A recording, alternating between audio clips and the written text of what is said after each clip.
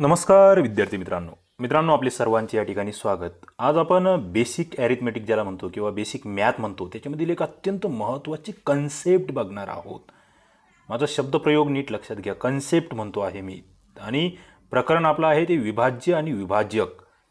आता बरेच जण म्हणजे ज्यांचा अभ्यास कमी आहे, अर्ध्या हळकुंडाने पिवळे झालेले आहेत, ज्यांना मी 150 हाने असा शब्द वापरतो, ते काय म्हणतील, सर हे तर सिलेबसमध्ये नाही आहे आमच्या, म्हणजे आम्ही MPSC करतो, आम्ही पोलीस भरती करतो, आम्ही पोस्टमन भरती करतो, MTS भरती करतो, आम्ही सरळ सेवा करतो, हे सिलेबसमध्येच नाही आहे। मित्रांनो एक गोष्ट लक्षात घ्या, याचा सिलेबस नसतो, याला बेसिक म्हटले जातं, बेसिक। बरेच जण त्या भ्रमामध्ये आहे आणि ते अर्ध्या हळकुंडाने पिवळे झालेले आहेत, म्हणजे त्यांचं त्या ठिकाणी ज्ञान कमी आहे। म्हणजे जे कमेंट्स करतात ना, सर हे सिलेबसमध्ये नाही आहे, त्यांना मी रिप्लाय देत नाही, कारण की मला माहीत आहे हे ते हौशी नवशांमधले आहेत, हे गौशामधले नाही आहे। म्हणून मला जे प्रामाणिक विद्यार्थी आहेत त्यांना माझा सल्ला असेल आणि ज्यांना माझा सल्ला पटतो त्यांनीच तो घ्यावा, इतरांनी लेक्चर्स बघू नये। या ठिकाणी हे बेसिक आहे आणि हे तुमचं जे पुढे आपण विविध तुमच्या सिलेबसमध्ये जे घटक आहेत त्याच्यातील उदाहरणं सोडवण्यासाठी हे प्रकरण अत्यंत महत्त्वाचं आहे। ओके, चला या ठिकाणी आपण बघतो आहोत STI RCB ॲप्लिकेशनवर आपण बहुतेक विद्यार्थ्यांनी या ठिकाणी ॲडमिशन्स घेतलेले आहेत। त्याच्यावर आता एक मुद्दा इथे लक्षात घ्या, बरेच जणांना काय वाटतं ॲडमिशन्स घेतलं आहे आम्ही आणि तरीसुद्धा यूट्यूबवर हे फ्रीमध्ये देत आहेत सगळ्यांना।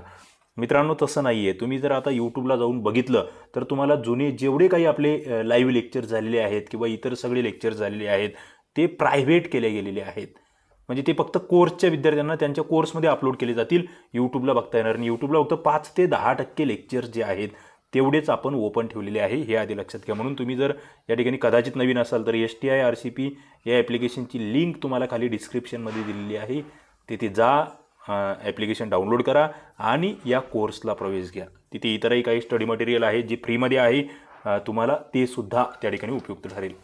चला सुरुवात करतो। बघा या ठिकाणी संवाद दिला आहे, दादा म्हणतोय माझ्याकडे 12 पेढे आहेत। ओके, कन्सेप्ट समजून घ्यायचे आहे।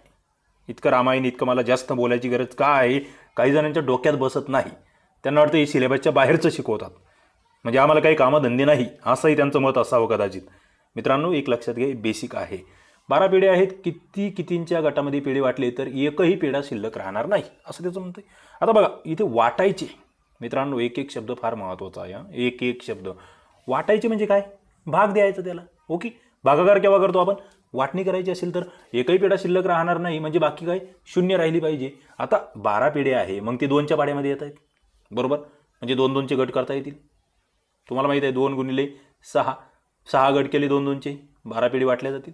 दुसरं 3च्या पटीत सुद्धा 12 येत आहेत, बरोबर, 3 गुणिले 4 म्हणजे 3-3चे 4 गट केले तरी सुद्धा 12 येतात, म्हणजे 3-3चे गट करता येईल, पण 4-4चे पण गट करता येतील।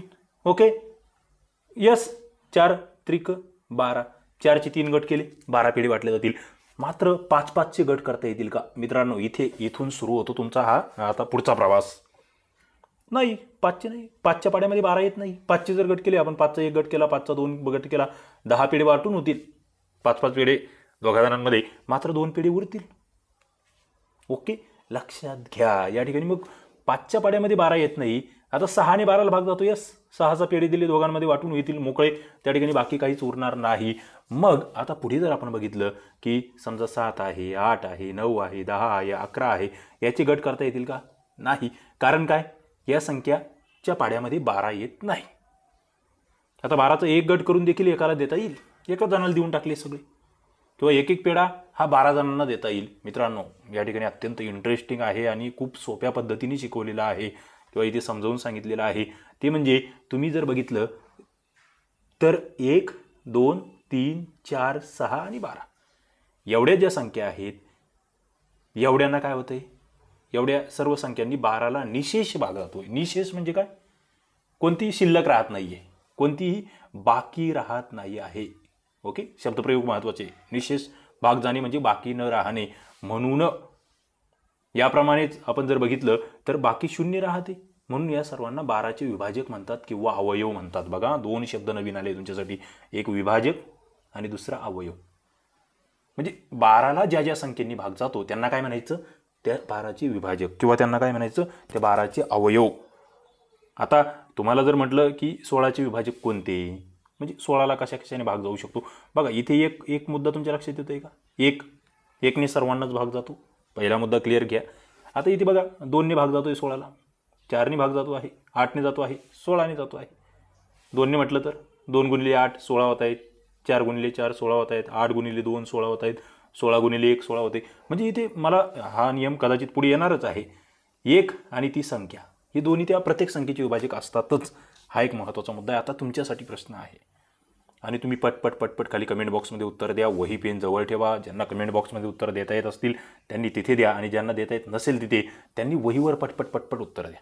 चला 8चे विभाजक मला सांगा.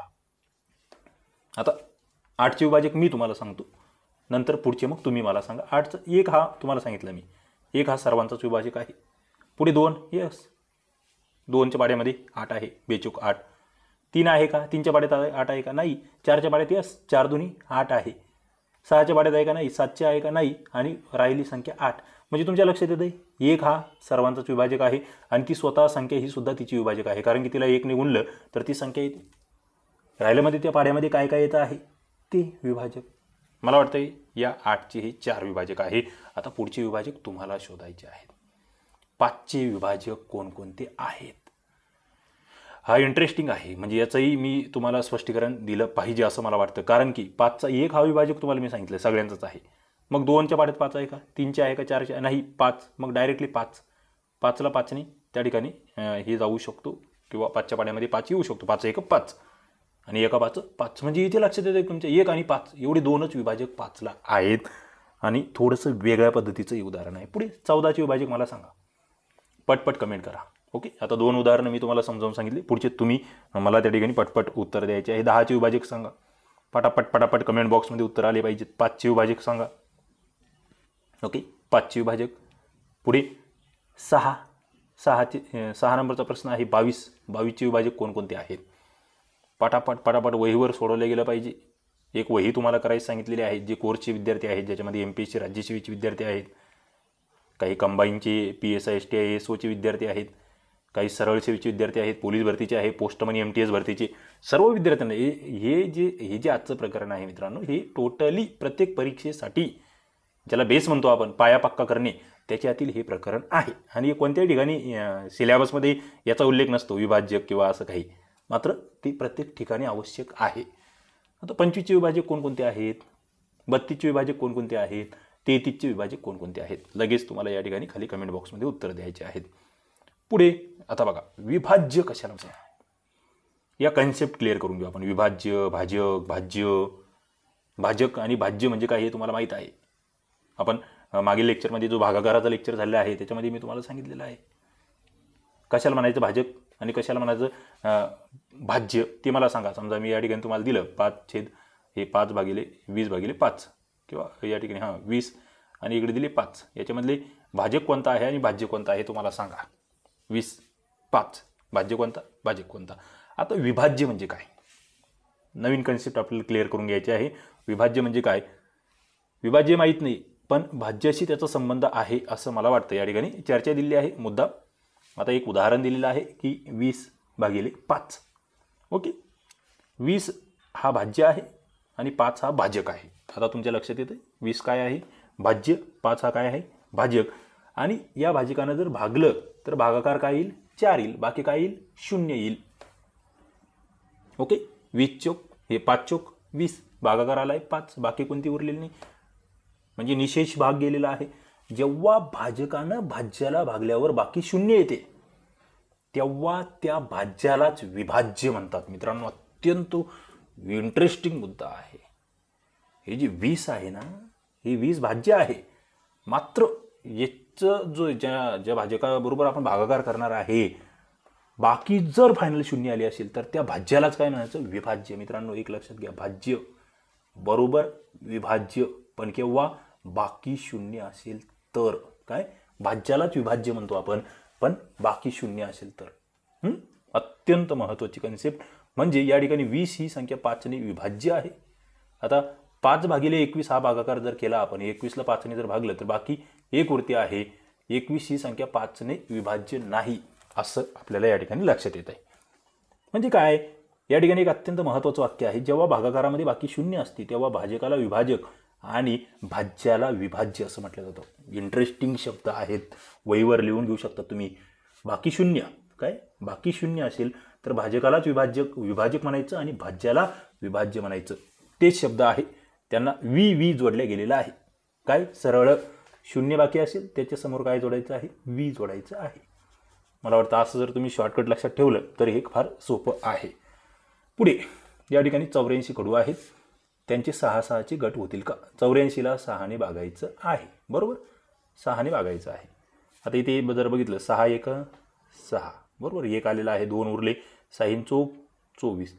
या ठिकाणी काय करतोय, 14 डायरेक्टली काय आला आहे भागाकाराला, बाकी काय उरली, शून्य उरली. म्हणून या ठिकाणी 84 हा जो वरचा आहे याला आपण भाज्य न म्हणता काय म्हणणार, विभाज्य, आणि हा 6ला आपण भाजक न म्हणता काय म्हणणार, विभाजक, कारण की बाकी काय येते, शून्य. मला वाटतं तुम्हाला ही कन्सेप्ट कळाली असेल आणि या कळणं गरजेचे आहेत. आता पुढचा एक इंटरेस्टिंग मुद्दा, खडूंची संख्या 6 12 18 36 84.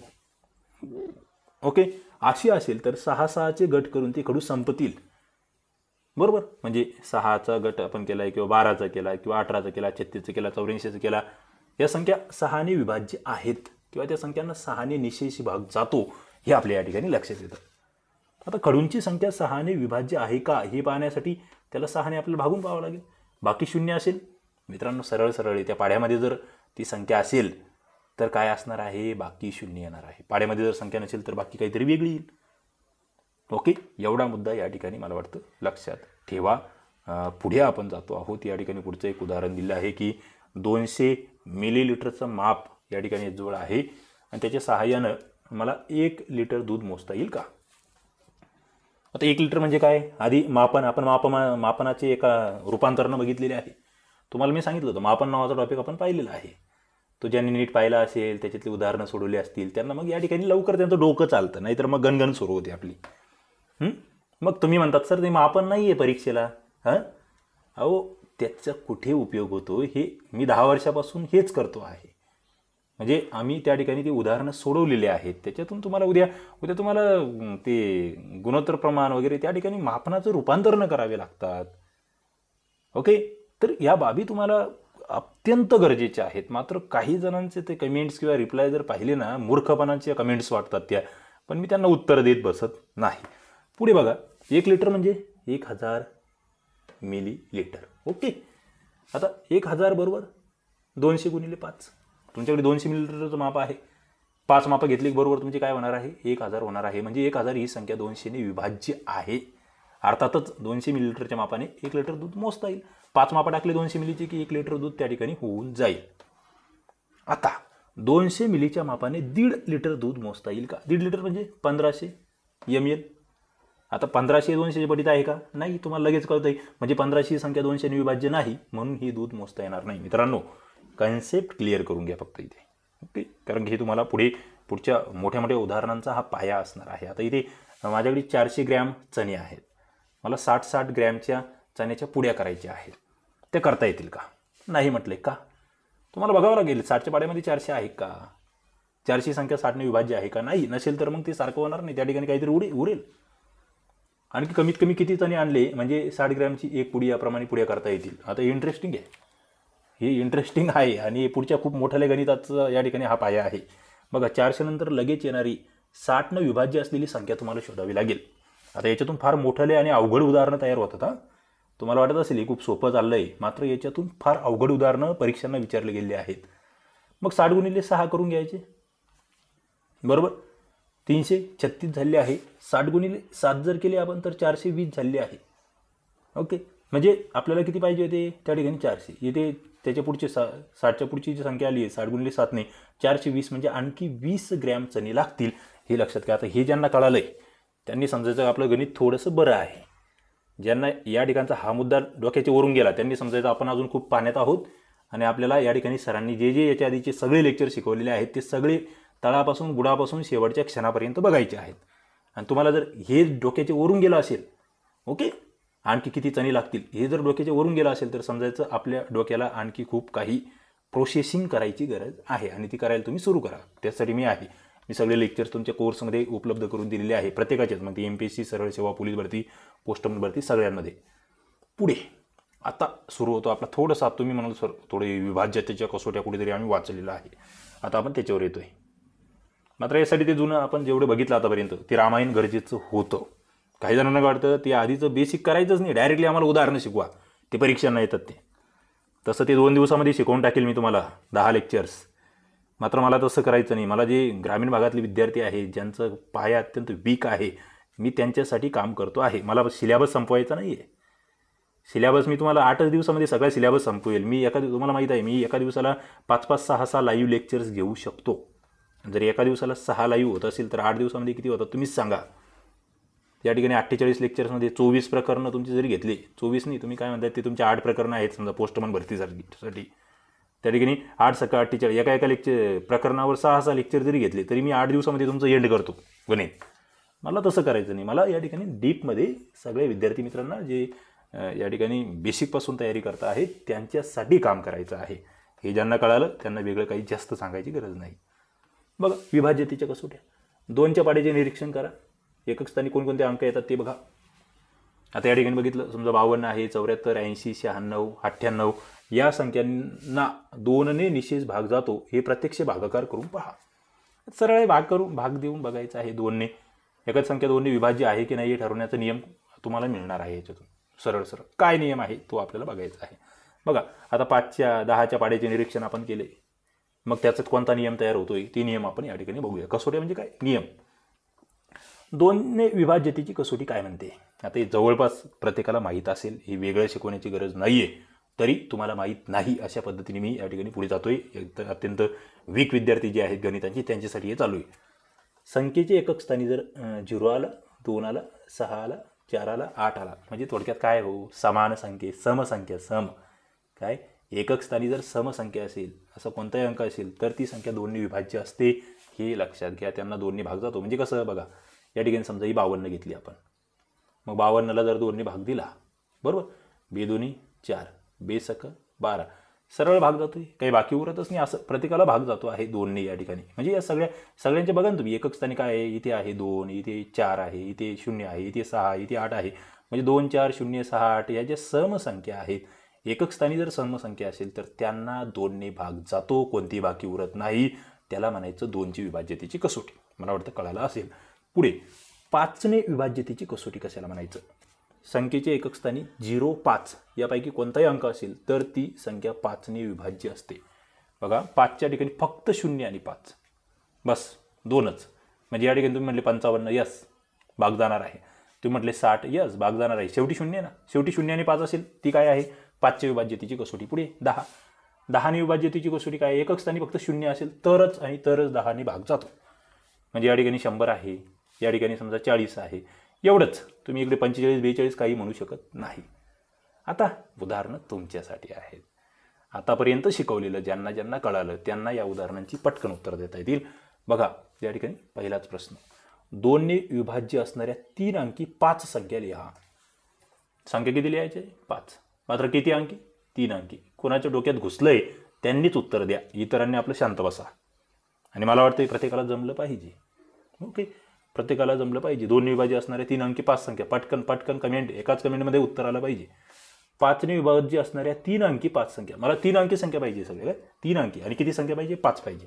पटपट वही पेन घ्यायचं करायचं. मला आता इथे याच्यामध्ये खूप जास्त तुमचा वेळ घेण्याची गरज नाही आहे. 10ने विभाज्य असणाऱ्या 3 अंकी 5 संख्या, मी एक सांगू, या ठिकाणी मी सांगतो तुम्हाला समजा 200. 10ने विभाज्य आहे ना, 3 अंकी आहे, अशा तुम्हाला 5 संख्या सांगायची. किती सोपं. पुढे जातोय, 2 आणि 3 या दोन्ही संख्यांनी विभाज्य असणाऱ्या 5 संख्या लिहा. इंटरेस्टिंग प्रश्न आहेत. आणि मित्रांनो प्रामाणिकपणे हात जोडून सगळ्यांना नम्र विनंती करतोय, माझ्या शब्दामध्ये कठोरताही आहे, नम्रताही आहे, विनम्रताही आहे. कठोरता याच्यासाठी करावी लागते, काही जणांना ठिकाणावर आणावं लागतं, जागेवर जमिनीवर आणावं लागतं. त्या ठिकाणी तुम्ही जर हे सगळी उदाहरणं जर प्रामाणिकपणे सोडवली तर तुम्ही गणितामधील बाप माणूस बनणार एका दिवशी. काय म्हणतो मी, गणित अवघड आहे सोडूनच द्या हो, गणित अवघड नाहीच आहे. रिअल सांगू का तुमच्या सगळ्यांच्या मनातलं, प्रत्येकाला 100% विद्यार्थ्यांना पटणार असं वाक्य उच्चारतो या ठिकाणी मी, म्हणजे अत्यंत जाणीवपूर्वक, की तुम्ही गणिताला वेळ देत नाही.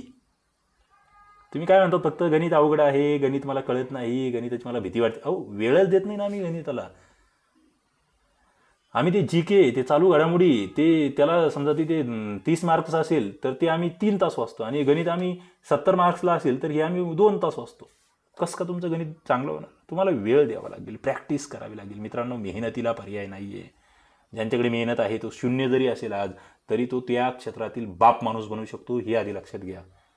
आणि मी तुम्हाला सातत्याने प्रेरित करत असतो, आणि माझे विद्यार्थी प्रेरित होत आहेत, घडतायत, आणि 100% पोस्ट काढणार आहेत माझे खूप सारे विद्यार्थी असणार आहेत महाराष्ट्रभर, की जे या ठिकाणी या अभ्यासातून सक्सेस होणार आहेत. कारण की आम्ही प्रामाणिकपणे तयारी करून घेतो आहोत. बघा पुढे, 3 मीटर लांबीची एक रिबन आहे. तिचे असे तुकडे करता येईल का की प्रत्येक तुकडा 50 सेंटीमीटर लांबीचा असेल. मित्रांनो, ज्यांना वर आतापर्यंत शिकवलेलं कळालेलं आहे त्यांनाच या ठिकाणी याचं उत्तर देता येईल. नाहीतर मग पुन्हा रामाची सीता कोण असं विचारू नका.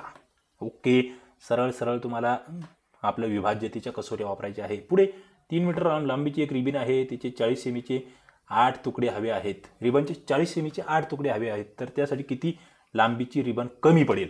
इंटरेस्टिंग आहे. ज्यांना कळालेलं आहे त्यांनाच ही शाब्दिक उदाहरणं सोडवता येतील, आणि मला असं वाटतं ही सोडवता आलीच पाहिजे. आणि तुम्हाला जर ही सोडवता येत नसतील तर मग आपलं शांतपणे व्यवस्थित पुन्हा लेक्चर बघायचं. ओके, पुन्हा लेक्चर बघायचं आणि म्हणायचं नाही सर हे सिलेबसमध्ये नाही आहे म्हणून. कारण की हे प्रश्न जर बघितले तुम्ही तर हे एकदम ते काय म्हणतात त्याला, ते 4वी 5वीचे प्रश्न आहेत. ते आधी लक्षात घ्या काय, आणि मग विचार करा की माझी 12वी पास झालेलो आहे, मी 10वी पास झालेलो आहे, मला येतंय काय? तुम्हाला कळेल की मी किती पाण्यामध्ये डुबकाळ्या खातोय. ओके, पुढे खालील सारणीमध्ये दिलेल्या संख्येला दिलेल्या भाजकाने निश्चित भाग जात असेल तर अशी खूण करा. ओके, आता बघा या ठिकाणी 15 आहे समजा, मग 15ला 2ने भाग जातो का? नाही जात. 5ने जातो का? यस जातो. 10ने जातो का? नाही जात. तुम्हाला असंच या ठिकाणी टीका करायची आहे किंवा सांगायचं येस नो येस नो. 30ला बघा 2ने जातोय का? यस जातो ना 2ने. 15 2 30. 5ने जातो की 5 6 30, आणि 10ने जातो की यस 10 3 30. आता तुम्हाला तुमची वही पेन घ्यायचं आहे किंवा कमेंट बॉक्समध्ये 34ला जातोय का, 46ला जातो का 2 5 10ने बघा. इकडे 55 2 5 10, 63 2 5 10, 70 2 5 10, 84 2 5 10. प्रश्न अत्यंत इंटरेस्टिंग आहेत. आणि पुढचा मुद्दा अत्यंत महत्त्वाचा, तो म्हणजे मूळ संख्या आणि संयुक्त संख्या. आता बरेच जण या ठिकाणी थकले असतील, त्यांना वाटत असेल अरे एवढं शिकवलं, आता पुन्हा ही पुढचं थोडीशी ही कन्सेप्ट कशाला घेता येत. मित्रांनो, जे लवकर थकतात त्यांचं लवकर काम आटपतं, ते सक्सेस होणारे विद्यार्थी नसतात, हे आधी लक्षात घ्या. तुम्ही जर त्या ठिकाणी एक लेक्चर जर किमान 30 मिनिट जर बघू शकत नसाल तर समजायचं की आपली क्वालिटी नाही, आपण चुकून या क्षेत्रामध्ये आलेलो आहे, आपण इकडे राजीनामा दिला पाहिजे, आपण ढेकळं फोडायला गेलं पाहिजे. ढेकळं फोडणं माहीत नसेल तर आमच्याकडे या मराठवाड्यामध्ये ओके आमच्या शेतात ढेकळं आहेत, म्हणजे तुम्हाला कळेल की ते ढेकळं फोडण्यापेक्षा हे लेक्चर ऐकणे किती सोपे असतात. ओके, चला, मूळ संख्या आणि संयुक्त संख्या खालील तक्ता या ठिकाणी बघायचा आहे. त्या संख्यांचे सर्व विभाजक लिहायचे आहे. बघा 2चे विभाजक काय काय आहे? 1 आणि 2. 3चा काय आहे? 1 आणि 3. 4चा काय आहे? 1 2 4. आता सांगा तुम्ही 5चे विभाजक कोणकोणते आहेत? प्रश्न तुमच्यासाठी आहेत. 6चे विभाजक कोणकोणते आहेत? प्रश्न तुमच्यासाठी आहे. 11चे विभाजक, 12चे विभाजक, 16चे विभाजक, 19चे विभाजक आणि 25चे विभाजक. मित्रांनो, मला आता बरेच विद्यार्थी आहेत आपले कोर्समधील, MPSCचे असेल, सरळ सेवेचे असेल, पोस्टमन भरती, MTS भरती, पोलीस भरतीचे बरेच विद्यार्थी आहेत. लेक्चर पाहिल्यानंतर वहीवर व्यवस्थितपणे हे सगळे उत्तरं सोडवतात, व्यवस्थित म्हणजे अशाच पद्धतीचे तक्ते बनवतात आणि मला व्हॉट्सअपला पाठवतात. मी ते वाचतो, पाहतो, त्यांना रिप्लाय देतो, त्यांना प्रेरित करतो. तुमच्यातले जे विद्यार्थी असेल ज्यांना वाटते नाही खरंच सरांनी आम्हाला गायडन्स केलं पाहिजे, पर्सनल गायडन्स केलं पाहिजे, त्यांनी हे सगळे उदाहरणं व्यवस्थित वहीवर सोडवून मला व्हॉट्सअपला पाठवा. कोर्सच्या विद्यार्थ्यांसाठी सांगतोय फक्त, इतरांना मी इतरांचे वाचत नाही किंवा इतरांना तिथे काही अलाउड नाही. मग तुम्हाला कळेल की अरे नाही आपली प्रगती काय होते आणि असे करतायत विद्यार्थी. आता बघा, कोर्सला ॲडमिशन घेतलेले भरपूर विद्यार्थी आहेत, बरोबर, हजारो विद्यार्थी आहेत.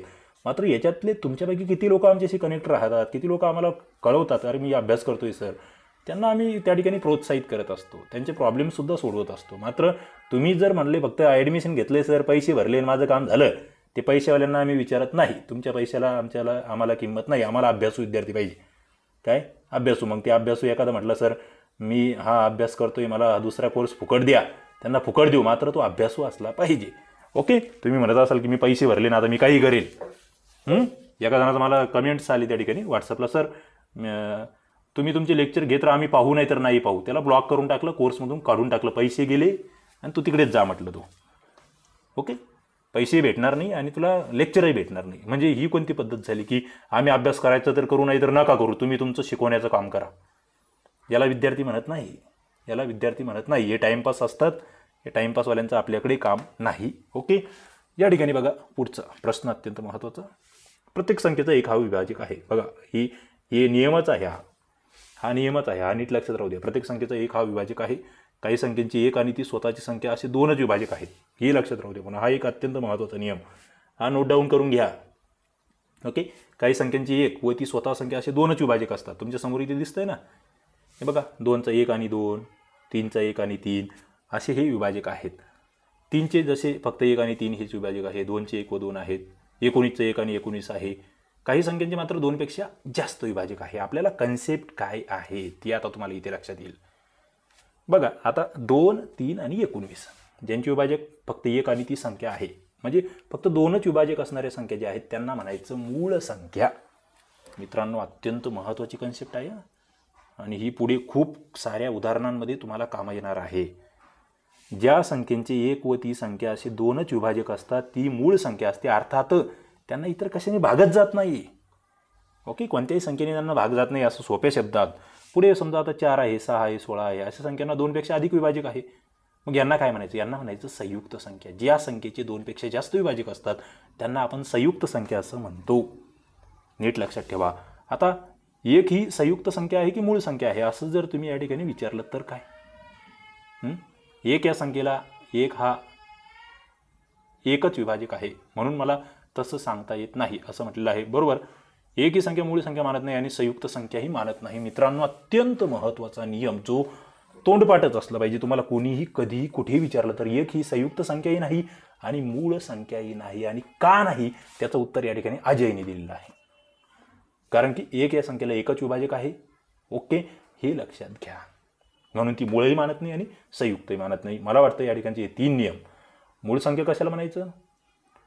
जिला फक्त एक आणि ती एकच संख्या स्वतः एवढी 2च विभाजक आहे त्यांना मूळ, 2पेक्षा अधिक विभाजक असेल त्यांना संयुक्त संख्या, आणि एक ही संख्या मूळही नाही आणि संयुक्त सुद्धा नाही. अत्यंत इंटरेस्टिंग. मला तरी शिकवताना आनंद होतो आहे, मजा वाटते आहे. आणि एक मुद्दा, मी जे काही कठोर शब्दप्रयोग वापरतो ते अजिबात मनाला लावून घ्यायचे नाही. माझी तुमची कोणाशी ओळख नाही, पाळक नाही, भाऊबंदकी नाही आहे किंवा काही नाही आहे. मला फक्त तुम्ही पेटावेत, तुम्ही अभ्यास करावा एवढाच माझा हेतू असतो. ओके, बघा आता 1 पासून 20 पर्यंतच्या संख्यांपैकी सर्व मूळ संख्या लिहा. मित्रांनो, पाठच असल्या पाहिजे तुम्हाला. मूळ संख्या पाठच असल्या पाहिजेत. पटपट पटपट पटपट पटपट उत्तर द्या. 1 ते 20 किती मूळ संख्या आहे, कोणकोणत्या आहेत? पुढे 21 ते 50 या संख्यांपैकी सर्व संयुक्त संख्या लिहा. संयुक्त संख्या लिहा. पटकर वही घ्यायची, वहीवर हे सगळं लिहायचं. तुम्ही लाईव्ह बघत असाल तर नंतर त्या ठिकाणी ॲप्लिकेशनला किंवा यूट्यूबला नंतर वहीवर सगळ्या संख्या लिहून काढायच्या. ओके, खालील संख्यांपैकी मूळ संख्येभोवती गोल अशी खूण करा. आता इंटरेस्टिंग आहे. ओके, तुम्हाला मूळ संख्या ओळखायच्या आहेत काय? आता तुमच्या समोर आहे. मूळ म्हणजे काय तुम्हाला सांगितलं मी, त्याला भाग जात नाही कशाने. 22, 37, 43, 48, 53, 60, 91, 57, 59, 77, 79, 97, 100 ह्याच्यापैकीच्या मूळ संख्या पटपट पटपट कमेंट बॉक्समध्ये आल्या पाहिजे. मूळ संख्यांपैकी समसंख्या कोणत्या आहेत? हा एक इंटरेस्टिंग प्रश्न आहे, अत्यंत इंटरेस्टिंग. याचं उत्तर किती जणांना जमतं ते बघूया. आता पुढचा एक अत्यंत महत्त्वाचा मुद्दा, तो म्हणजे सहमूळ संख्या कशाला म्हणायचं? काय सहमूळ संख्या? बघा 12 आणि 18 या संख्यांचे सगळे विभाजक सांगा. 12चे विभाजक बघा 1, 2, 3, 4, 6, 12 म्हणजे यांनी भाग जातो. 18चे 1, 2, 3, 6, 9, 18 बरोबर.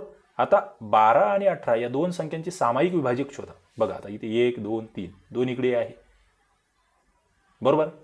हे 3 नाही आहे सारखे, इथे 6 सारखा आहे. सामायिक विभाजक बघा 1, 2, 3, 6 हे काय आहे? दोन्ही गटामध्ये येत आहेत. हे 12 आणि 18चे काय आहेत?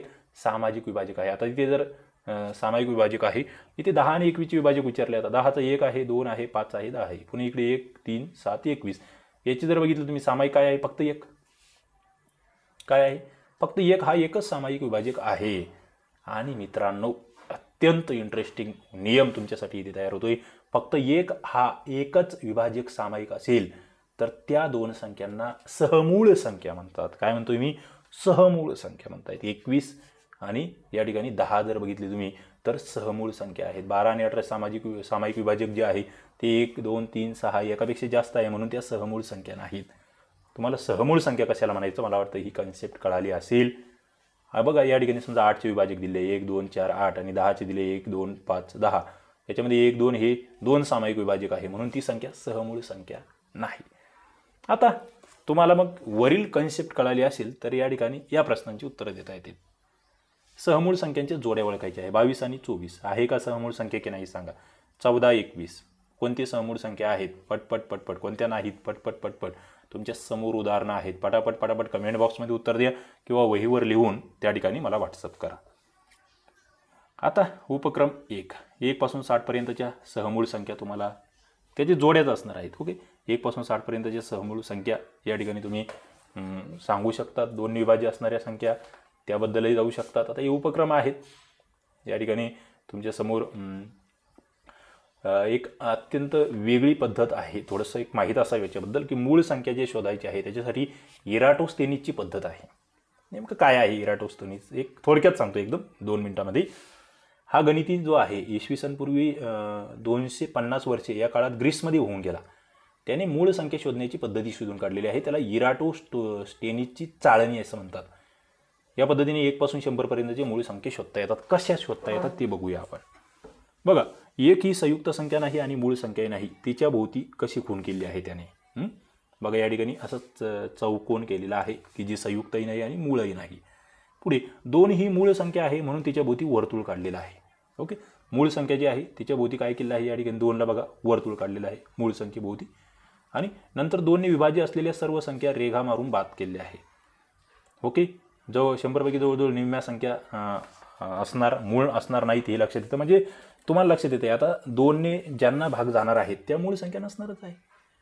कारण भाग जातोय ना कशाने तरी. मग त्या 2ने भाग जाणाऱ्या सगळ्या त्यांना रेषा मारून त्या ठिकाणी कट करून टाकलं की तुमचं मूळ संख्या जे आहेत. नंतर मग इतर बरेच मुद्दे आहे. 2 नंतर येणारी बाद न झाली 3 ही पहिली संख्या आहे, ती मूळ संख्या आहे. पुढे मग 3 भोवती वर्तुळ करा. 3ने विभाज्य असलेल्या संख्या रेषा मारून बाद करा. 3 नंतरची बाद न झाली 5 ही पहिली संख्या आहे, ती मूळ संख्या आहे. 5 भोवती वर्तुळ करायचं. 5ने विभाज्य असलेल्या सर्व संख्या रेखा मारून बाद करायच्या. इंटरेस्टिंग अशा पद्धतीने या ठिकाणी मूळ संख्या शोधण्याची ट्रिक आहे. तुम्ही नक्कीच या ठिकाणी वरती जाऊन पुन्हा स्क्रीनशॉट घ्या त्या याचा तक्त्याचा आणि त्या ठिकाणी हा प्रयत्न करा. मूळ संख्या शोधण्याच्या आणखी रीती दिली आहेत. मला वाटतं आपण वर जे बघितलेलं आहे ती कन्सेप्ट तुम्हाला कळाली तरी ते जास्त वेळ लागणार नाही. बघा, ज्या मूळ संख्यांमध्ये 2चा फरक असतो त्यांना जुळ्या मूळ संख्या किंवा याला जोडमूळ संख्या असंही म्हटलं जातं. जोडमूळ 2चा फरक जर असेल तर बघा इथे 2, 5 आहे आणि माहीत असले पाहिजे, या पाठच असले पाहिजे. 3, 5 आहे, 5, 7 आहे, 29, 31 आहे, 71, 73 आहे. या काही मूळ संख्यांच्या जोड्या आहेत. ओके, 1 पासून 100 पर्यंत जर तुम्ही बघितलं तर मूळ संख्यांच्या 8 जोड्या आहेत. या कोणकोणत्या ते तुम्ही मला कमेंट बॉक्समध्ये सांगू शकता. तिथे वर काही दिलेले आहेत. पुढे जर बघितलं युक्लिड या गणितीबद्दल या ठिकाणी लहानसा मुद्दा आहे. इसवी सन पूर्व 300 वर्षे हा ग्रीसमध्ये होऊन गेला. याने असं सिद्ध केलं की 2, 3, 5, 7 अशा क्रमाने मूळ संख्या लिहित जर गेलं तर यांची यादी कधीच संपणार नाही. अर्थातच मूळ संख्या या अनंत आहेत. काय म्हणतो मी? मूळ संख्या या अनंत आहेत. ही अत्यंत महत्त्वाची व्याख्या या ठिकाणी लक्षात असू द्या. चला मित्रांनो, या ठिकाणी आपण STI RCP ॲप्लिकेशनला जो अफाट प्रतिसाद देत आहात त्याबद्दल सर्वांचे आभार. आणि जे शेवटपर्यंत लेक्चर बघतायत त्यांना माझा सलाम, त्यांना माझा सॅल्यूट. त्या विद्यार्थ्यांबद्दल मला अत्यंत आदर आहे, त्या विद्यार्थ्यांबद्दल अत्यंत आत्मीयता आहे. तुम्ही नवीन असाल तर या ठिकाणी ॲप्लिकेशनची लिंक डिस्क्रिप्शनमध्ये आहे. त्यावर विविध कोर्सेस आहेत, फ्री मटेरियल आहे. तुम्ही डाउनलोड करा आणि नक्कीच आपला अभ्यास जो आहे तो गतिमान करा. या ठिकाणी थांबतो. धन्यवाद.